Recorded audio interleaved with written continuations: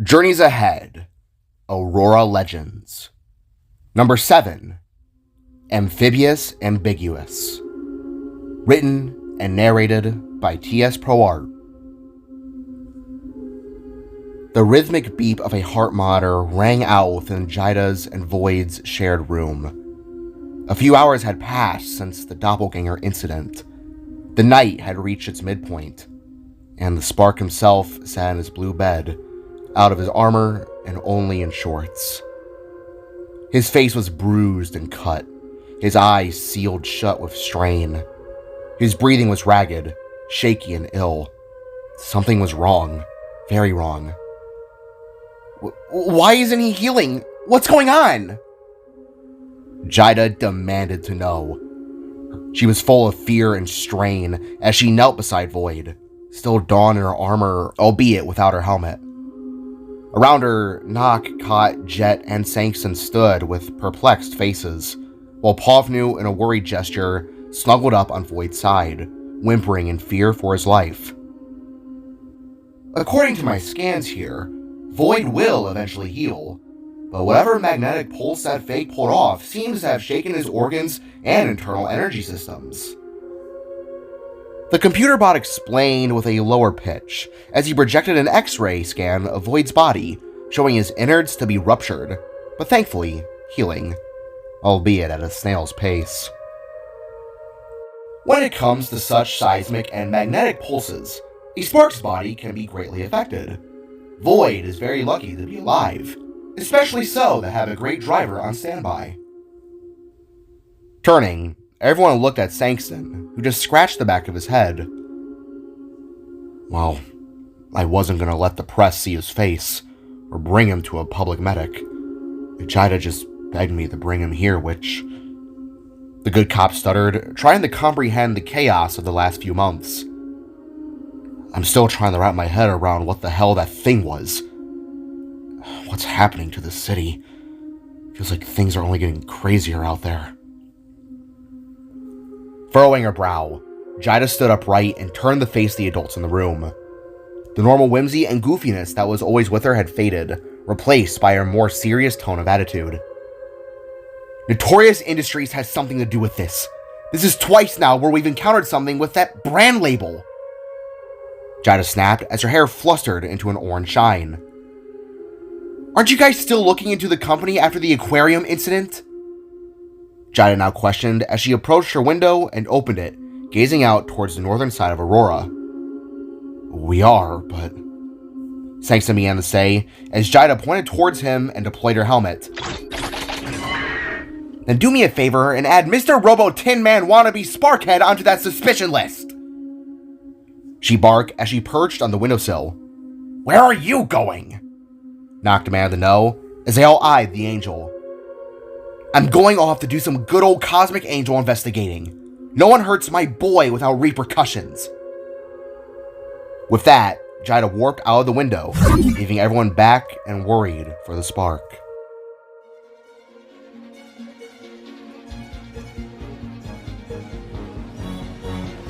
In a bright set of orange flashes, Jaida ran and warped between rooftops, nearing closer and closer to the much more efficient side of the city. Her mind raced with millions of different questions. This was twice now where Notorious Industries was involved with a violent skirmish. First, the battle with the shark, and now the doppelganger. The guitarist was lost on what road this would lead her and Voyd to, but something was most definitely up. With another series of warps, she teleported across the city bridge and made it to the northern half. Looking up, she eyed down one of the several Notorious Industry buildings, the tallest one, the skyscraper. I swear on everything, there better be a good explanation for all this. With another series of blinding warps, punctuated by the crunch of concrete under her boots, Jaida fully crossed herself into the northern half of the city. As she did so, the landscape shifted, mirroring the unseen churning in her stomach.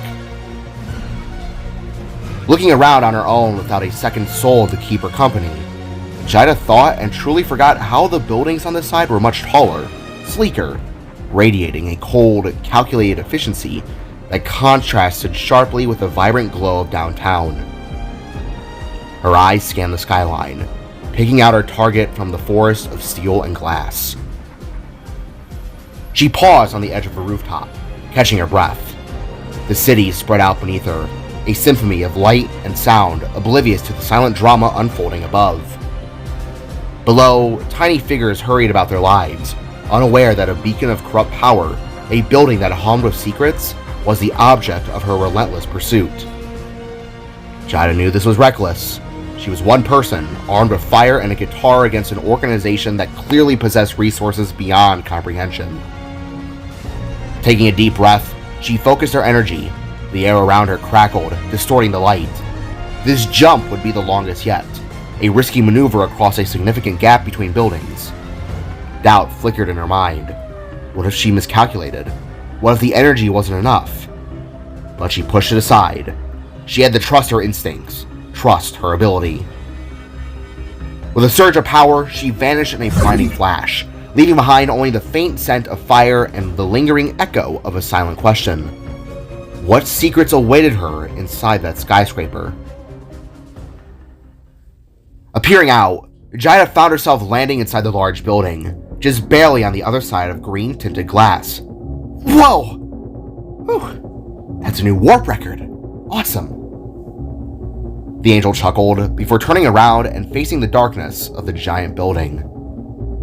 Using her helmet, she activated a night vision sensor. It was your standard office building. Nothing special. Well, at least on the surface. Jaida, taking a breath, moved into the massive building.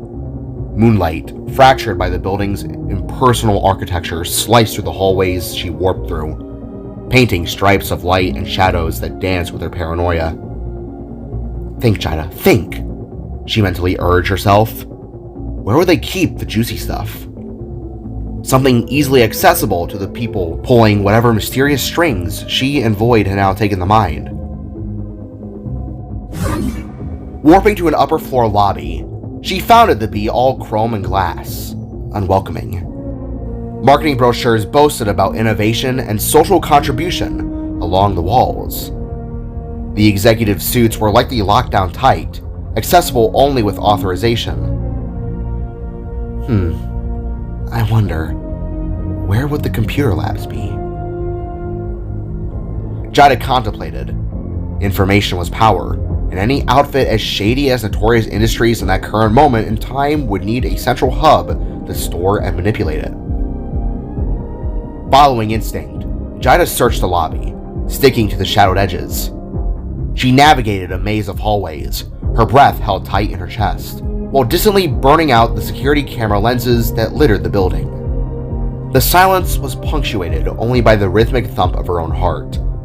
She passed cubicles that seemed to exhale the ghosts of overworked employees and long-forgotten projects.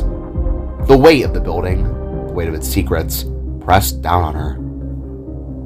Then, she saw it. A sign, almost hidden behind a potted plant, simply read, "Server Room. Authorized personnel only." A shiver of anticipation mixed with a healthy dose of fear ran down her spine. This was it. Taking a deep breath, she warped inside, revealing a cool, humming room filled with rows upon rows of blinking servers and desktops. The air smelled of ozone and electricity. This wasn't just a computer room for work. It also appeared this was the heart of the building. Jaida moved forward, a grim determination settling over her. The real work was about to begin. With a hop and skip, Jaida made her way to the largest computer in the room, one at a main hub desk that overlooked the others. Landing with a spin in the absurdly large chair that rested beside it, she pulled herself forwards and turned on the computer. "Hey Jet, could you possibly help me hack into the mainframe of this doohickey?" Jaida questioned, as she didn't entirely know how to work with technology. "Certainly. Use this USB drive within your suit to plug me in. I will begin to sort through as much data as I can." The robot replied, his voice booming aloud. As it did, Jaida thought she saw something out of the corner of her eye, a swift form of movement for only a moment. She halted in place, scanning the room with her visor only to find nothing of real note. Okay then, she muttered with a growing sense of weariness, thinking that maybe a bird just passed by the window. After this, she took note of a little hard drive popping out of her armor plate. Oh, fancy. The angel giggled as she pulled the item out and inserted it into the computer's PC below the desk. Kicking back, she watched as the computer suddenly bugged out. Its screen went flashing, from a password lock to a random set of images of documents and all kinds of schematics. Fully leaning back into her chair, Jaida spun herself around upon its swivel and gazed towards the ceiling in thought. Hey Jet, how's he doing? To Jaida's soft words, the robot on the other side simply sighed and spoke in a more hushed manner, as opposed to his almost butler-akin attitude. Recovering slowly. His breathing is steady, organs are fully healed. I'm sure by the time you return, he will be in tip-top shape. Nodding, Jaida turned herself back around and noticed the files to be already downloaded, indicated by a green flashing light on the hard drive. Good. What about Sankston? Did he take my words to heart? Jaida questioned as she plucked the drive out of its port. Investigations are underway. Raymond Notorio is expected to speak on the matter to the press in the next few coming days. With another nod, Jaida got ready to store the hard drive back into her arm, being fully ready to leave and see if there truly was something more at play. However, that trail of thought was cut short, like a sword slicing down its enemy. From out of the darkness, something long, wet, and slimy latched around her hand. Gasping, Jaida instantly gazed upon what had attached itself to her. It was a tongue. A disgusting, large, and long blue tongue. Ew! What the? The angel cried with a panicked turn towards the darkness, only to be met by a shadowy figure pulling themselves forwards, using their tongue as some kind of grappling hook. With a hard clang, Jaida was kicked and knocked to the ground in a daze. In that momentum of unseen turmoil, she watched in blasphemy as whoever attacked her snagged the hard drive from the floor and made a hard sprint towards the door, leaving the room without so much as a word. Ugh! Hey! Hey! Jaida screamed with a mix of emotions as she too now got up and warped out of the lab. Sliding out into the open halls, she turned her head and watched the figure cloaked in black make their way to a nearby stairwell. Scowling with anger and confusion, Jaida warped herself into the linear concrete passageway and looked up. The figure in shadows was now wall jumping and using their tongue to ascend, not using the stairs, rather its rails and twisting architecture. What the? Jet, are you seeing this? Jaida demanded to know with a weakened breath as she began to warp up the stairs, giving chase to the unexpected drive nabber. Indeed, they have taken the hard drive. If you do not get it back, I will be unable to search its confidential files. Jet stated as Jaida's breath grew weary. What? Seriously? Why can't you just hack into the system on your own? You're a super advanced alien AI that can read reality maps. Why do you need a hard drive? Jaida's heart raced with mighty, thundering beats as she noticed they were nearing the rooftop of the building. I read world energy to get that information, my dear, and can only access public Wi-Fi sectors. Notorious Industries' internal hardware has about 50 firewalls that are surrounded in a virus file. I cannot access it on my own from an outside source. It would damage me. The computer bot explained with his automated words as Jaida watched the shadow figure exit to the roof through a door. Oh, well, that's some bull! The angel cried as she too burst onto the roof. Hey! Stop right there! Jaida now shouted in an exhausted breath as she came to a sliding halt upon cold cement. The night sky shimmered bright with millions of stars. The rain had cleared, revealing the moon's gargantuan yellow shine for all. Atop the roof, there was nothing much. A few vent fans, rails, and a notorious industry's flight craft, one akin to a helicopter with what looked to be 10 total propeller blades. But there, standing upon the roof's ledge, was the one who had stolen the hard drive. What the?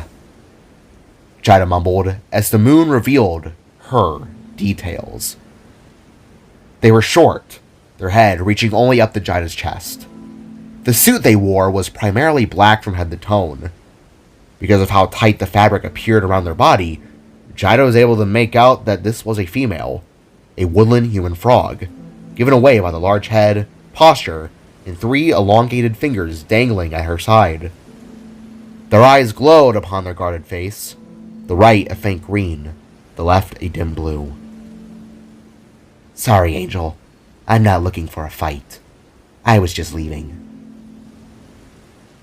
the figure said, speaking softly through a clearly spray-painted black mouthguard. "Aw, so soon? Even when you have something that belongs to me?" Jaida retorted, making the frog give a sassy hand wave. "Hey, this belongs to neither of us, hotshot. From my perspective, it seems like Aurora's angel has begun her own life of crime. Typical fall from grace." To this insult, Jaida spun and threw a ball of fire, one that was countered by the frog shooting a blast of water from some strangely designed mechanisms upon the rubes of her hands. "Hey, that looked like it would hurt." The frog snapped as steam erupted from the blast collision. Yeah, duh, it's fire. It's kind of my thing." Jaida spat, her eyes squinting behind the visor. "It's called sarcasm, sweetheart. I know exactly what you're capable of," the frog in black said with a clench in her hands, as Jaida threw 2 more non-lethal flames, fires the frog elegantly dodged with ease. "I should have expected you to be jumpy. You know, I wish I had legs like you guys. It's really cool to see how far you folk can jump." With those words, the battle began. Jaida unleashed a torrent of fire, a searing wave that licked across the rooftop. The frog lover was already in motion. With an astonishing leap, she cleared the blaze, landing lightly on the other side. She retaliated with a turn and jet of high-pressure water from her hands, forcing Jaida to teleport away. "Thanks for the compliment. Must suck to be you, then." With that remark, Jaida reappeared behind the frog, hands crackling with renewed fire. But the amphibian seemingly had eyes in the back of her head. She whipped her incredibly long tongue out from under her mask, snatching a discarded piece of nearby concrete, and deflected the fire blast with a sharp clap. The old roof stone, now glowing red, was flung back at Jaida, forcing her to teleport again. "Look, I gotta ask, why the heck is someone as short as you patrolling a notorious building looking like you came out of a Man-Bat comic?" Jaida yelled, reappearing near the rooftop's edge. "I can ask the same thing, but it's nothing that concerns you," the frog replied, as Jaida concentrated, focusing her energy. This time, instead of a wave, she conjured a concentrated beam of fire, a precise laser of heat aimed directly at the frog from her hands. The amphibian, caught off guard by the sudden shift and attack, barely managed to react. She dove to the side, the fire beam scorching the concrete where she had been standing. "Beezus, lady! You trying to kill me?" she cried, rolling to her feet, firing a barrage of water blasts in rapid succession in return. "No, it's non-lethal. Oh, and it does concern me. That's my hard drive you took!" Jaida bellowed, her hair scorching as she evaded. "I'm trying to learn if something shady is going on at this company!" The angel stated her purpose as she weaved through the watery onslaught, teleporting short distances to avoid being soaked. Each teleportation left a shimmering afterimage, momentarily confusing the frog's aim. Snarled the amphibian as Jaida began teleporting closer. Using her tongue, the frog latched it upon one of the helicopter's blades and flung herself to be atop the large machine. Following close, Jaida warped up and upon the craft as well, the two of them standing parallel upon the sharp propellers. "Man, this is high! Thank goodness the bullet isn't here. He'd probably flip!" Jaida exclaimed, her voice echoing out to the streets below. She now launched a volley of fireballs, forcing the frog to dodge and weave, using her blue tongue to latch onto the central hub of the helicopter, swinging around to avoid a particularly large blast of flame. The blades bucked and wobbled under their weight. The helicopter groaned under the strain. The frog fired a precise burst of water, narrowly missing Jaida's guarded face. The angel retaliated with a sweeping arc of fire, forcing the frog to duck low. The fight became a blur of flames and water, a dance of near misses and desperate maneuvers. Jaida felt the heat building, the adrenaline pumping. She needed to finish this quickly and get the drive back. She concentrated, channeling all of her energy in the one massive fireball, a blazing sphere of pure defeat under her arm. But the frog was ready. Anticipating Jaida's move, she unleashed a cone of water from both of her hands, a concentrated blast that hit the fireball head-on. The fire dissipated in a cloud of steam, but the frog had used all of her momentum. She was left, momentarily, off balance. This was Jaida's chance. She teleported directly in front of the frog, fire raging in her hands, ready to deliver the final blow. But then, it happened. The frog, with lightning-fast reflexes, whipped out her tongue.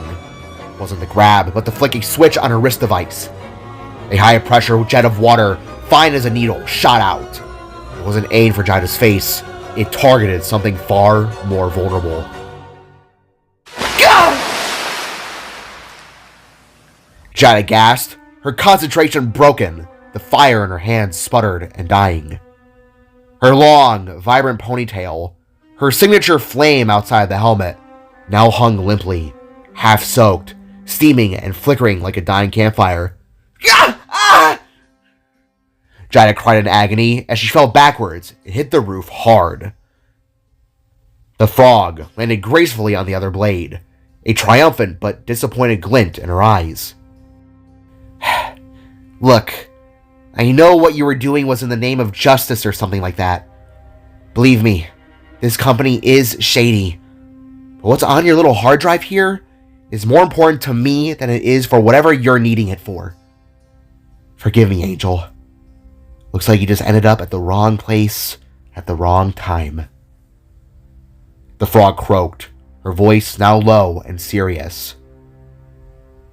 Jaida weakly touched the soaked end of her hair, a wave of shock washing over her. The fight was over. The frog, she had won. The wind howled, carrying the scent of fire, salt water, and a defeat across the moonlit rooftop. Jaida, humbled and outmaneuvered, could only stare as the frog vanished into the night, leaping off the roof and using her tongue to descend. Jaida tried to move, but her hair had to dry. That could have killed her, she thought, thinking that she and Voyd were now one and the same. Looking up to the moon, Jaida grumbled and then shouted in rage, dismay engulfing her soul. God damn it!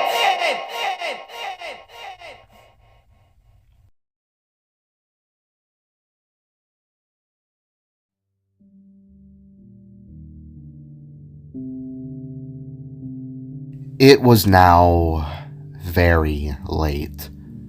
3 a.m. So much had happened. The doppelganger and now the frog? This is what went through Jaida's mind as she at last teleported back to her and Voyd's shared room, exhausted and beaten. It was dark. Everyone seemed to have turned in for the night. Turning towards Voyd's bed, she was surprised to find that he wasn't in there. Pavni was in her little spot beside it, but it had been empty. "Blue?" Jaida asked in a whisper before turning her sights towards the window, seeing it to be slightly ajar.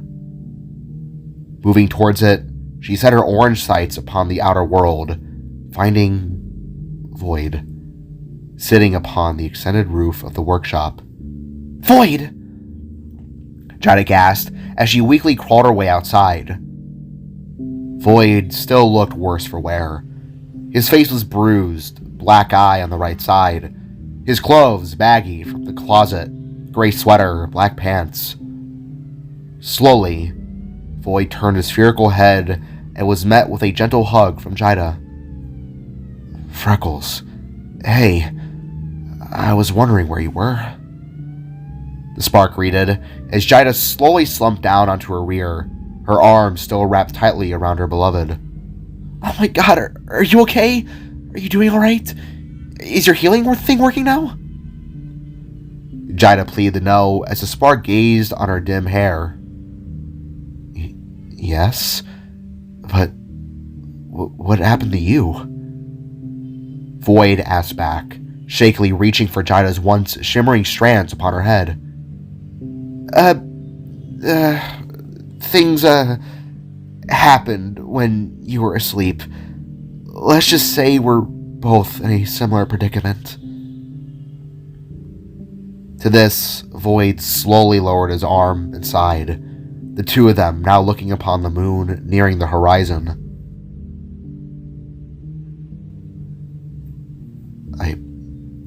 I lost, Jaida.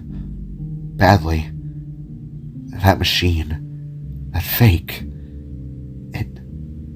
It nearly killed me. Voyd didn't need to elaborate further. They both knew the unspoken language of bruises and strained movements. They both carried the weight of tonight's failures. Jaida nodded, her gaze fixed on the distant horizon. A thin trickle of crimson also stained her lip. "Same. Not to the machine, but to someone else. While you were healing, they were more agile, faster. They struck my hair with water, and..." A silence settled between them, thick with the echoing sting of defeat. It was a silence not of animosity, but of shared burdens, a silent understanding born from fighting the same battles on the same unforgiving streets. "Jaida, what if they get worse?" Voyd's voice was a low rumble, barely audible above the city's hum. "What do you mean, hun?" The angel replied, wiping the blood away from her mouth. "You know what I mean. I'm starting to find myself asking old questions, thoughts that had plagued me back when I was alone, fighting on my own." Voyd mumbled as his hands started shaking from old memories. "It's a question I had for the glitches. Now here. What if the crooks of the city, the more powerful ones, what if they keep getting stronger, deadlier? We both barely scraped through tonight. How long could we possibly keep doing this before we're properly outmatched? I mean, we both nearly died to Lotus if it wasn't for whatever power we unleashed." Voyd muttered, looking down to his hands. "A power we have no clue how to activate again." The spark's question hung in the air, laced with a vulnerability that Jaida rarely saw in her partner. It was the fear that gnawed at the edges of every fighter's soul. The fear that the fight was too big, the odds too skewed.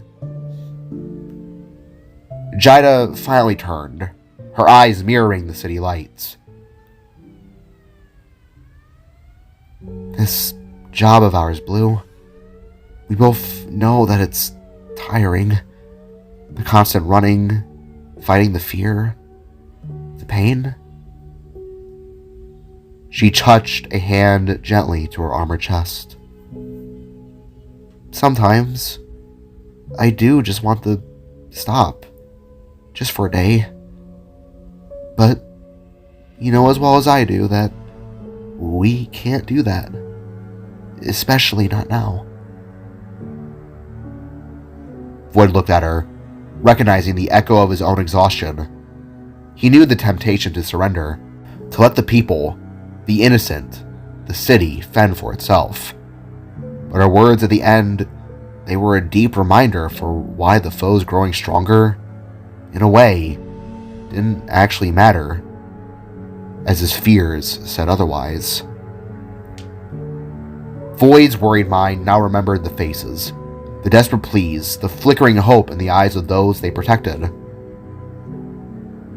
The spark strained his shoulders, a flicker of defiance shimmering within him. His mind began to clear, the fear and weariness beginning to be replaced by his more collected mind, the voice that pushed him forwards. Yeah, you're right, he replied, with a voice of confidence returning. We will fall. We will bleed. We will get knocked flat on our asses time and time again. He took a deep breath, the cool night air filling his lungs. But we get back up, every single time, because, like you just mentioned, we both know we have to. Voyd's voice gained strength, resonating with a renewed conviction. If they get stronger, then we will too. We'll innovate, upgrade our tech. They'll hit us harder, but we gotta learn to take the blows and hit them even harder back. Even when it hurts. Especially when it hurts. Jaida replied, revealing a smile that now looked to have a dislodged tooth. It appeared her braces were broken during the skirmish. Voyd reached out, his hand covering hers, their fingers intertwined, a silent promise exchanged beneath the watchful moon. Like you said, we'll lose some battles, Blue. That's a given. Jaida added on as Voyd squeezed her hand, his gaze unwavering. But we will continue on. We gotta keep getting up like you said. Keep fighting, keep pushing back against the darkness. Because that's what heroes do. And that blue is what we are. The exhaustion was still there, etched in their faces, a constant reminder of the price they paid. Now alongside it was a renewed resolve, a flicker of hope ignited in the heart of the city. They were beaten, yes, but they were not broken. And as long as they had each other, as long as they had the will to keep fighting, they would rise again. The city needed them, and they would answer the call. That last bit was really corny, but yeah. Heroes. Voyd muttered as he returned his gaze back to the city. That robot is still out there. We gotta find it and put a stop to it. But before we do, we should ask Nock and Kot to find us some new gear. Weapons, defenses, stuff that'll aid us against stronger foes. Turning to Voyd, Jaida gently smirked. I agree. Also, I know it's really late, but would you like to finish the last 15 minutes of that kaiju film? I was actually getting into it before Nock burst into the room. To this, Voyd nodded his head, wanting nothing more than to feel like a kid again after a long day's skirmish.